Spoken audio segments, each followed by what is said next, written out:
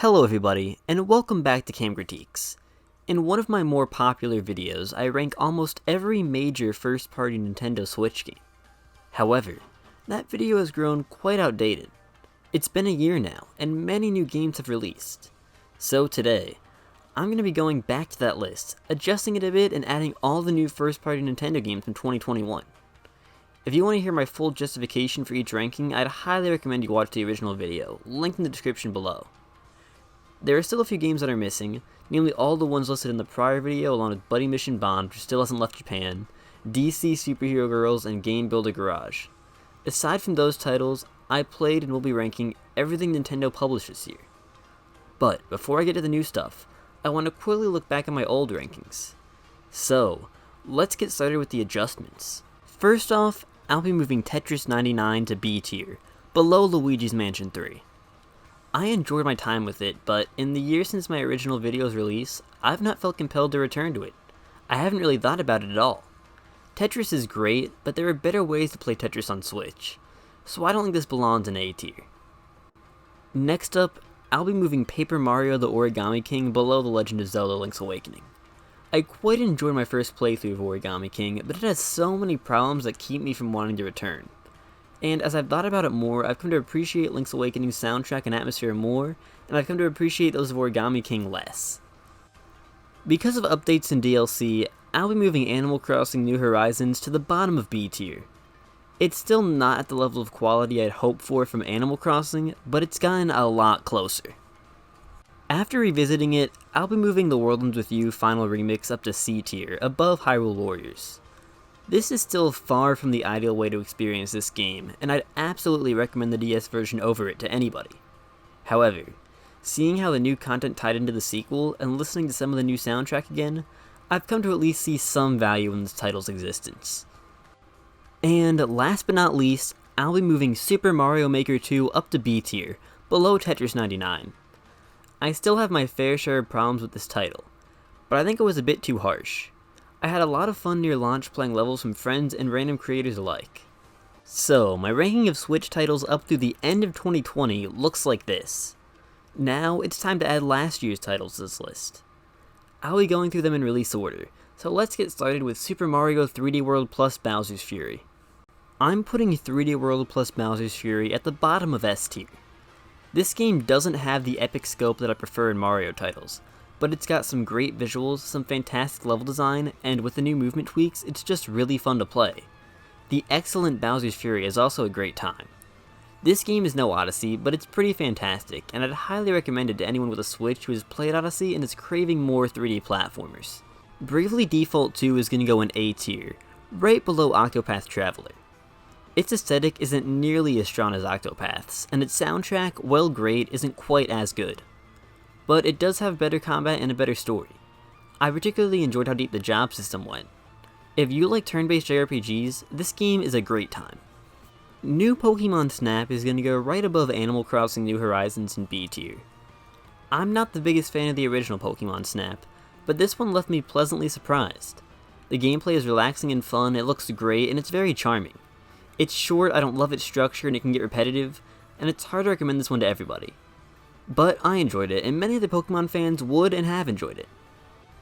Famicom Detective Club The Missing Heir goes to the bottom of B tier. I love the visuals of this title, and I was pretty engrossed, but the story is just pretty generic, and some of the puzzle solutions are far too obtuse. Famicom Detective Club The Girl Who Stands Behind goes to the top of B tier. It's very similar to the original, but the puzzles are less obtuse and the story is more unique. I'd recommend both the fan visual novels, but if you have to pick one, this is the clear choice. I'm gonna have to put Miitopia at the top of F tier. Sorry Miitopia fans, I know I've angered you in the past, but I just don't see this game's appeal. It mashes together RPGs and life sims without capturing the appeal of either. It's a boring, generic, overly long mess. It looks kind of nice, and it has its very rare charming moments, but this game is not fun to play, and it gets old really fast. Mario Golf Super Rush is sadly gonna have to go to the bottom of D tier. The core gameplay is fine, it's golf, but the content or lack thereof is really disheartening. The story mode sucks, and the new modes aren't very well thought out. This is a fine golf game, I guess. It looks nice, and the golf works. I don't hate this game, but there's just no reason to play it. The Legend of Zelda Skyward Sword HD is going right at the bottom of A tier.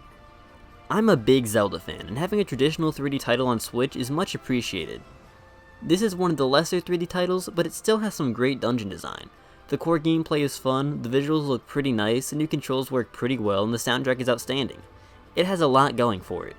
They could have done more or charged less for a bare-bones remaster like this, but at the end of the day, this is still a great game, and it offers the ideal Skyward Sword experience. WarioWare Get It Together is going to be placed right below Mario plus Rabbids Kingdom Battle in A tier.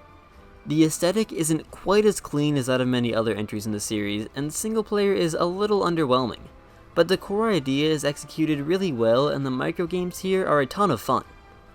I've been coming back for the weekly challenges pretty regularly since launch, and I plan on continuing to do so. Metroid Dread is going right above Dragon Quest XI S in S tier. This game looks gorgeous, feels amazing to play, has an interesting story, has incredible level design, and brings some great new ideas to the Metroid series. It's basically the perfect 2D Metroid game in my mind. I really hope Mercury Steam continues developing for this series with Nintendo. Mario Party Superstars is going to the top of B tier. It's a little lacking in boards and very lacking in single player content. But the boards that are there are largely great, it looks great, it has full online support, and the minigames are better than ever. I haven't enjoyed a Mario Party game this much in a long time. There's lots of room for improvement, but I think I'll be coming back to this one quite a bit. Pokemon Brilliant Diamond and Shining Pearl are going to the top of C tier. Don't get me wrong, I enjoyed playing this game. Sinnoh has always been one of my favorite regions. But Pokemon Platinum exists, and it was cheaper, and it's arguably better in every way, including visuals. This is the most fun I've had with mainline Pokemon on Switch, but that's not saying much. It doesn't look great, it's got no new ideas, it's just Pokemon Diamond and Pearl with a different, not even better, art style. Shin Megami Tensei 5 is going to the bottom of S tier. I have some issues with this game's DLC practices and its late game structure. However, the atmosphere and turn-based combat here are unmatched, and the exploration is surprisingly great. It's a must-play JRPG.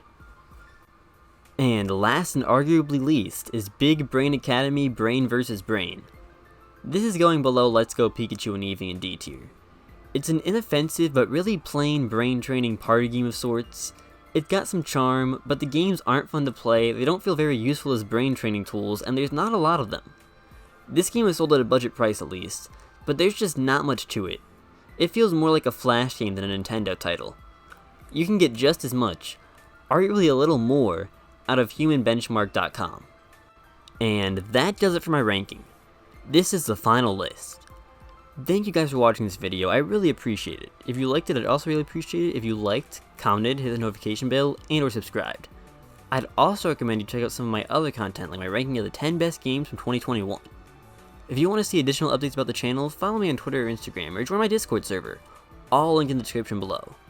Thank you all for watching, have a great rest of your day.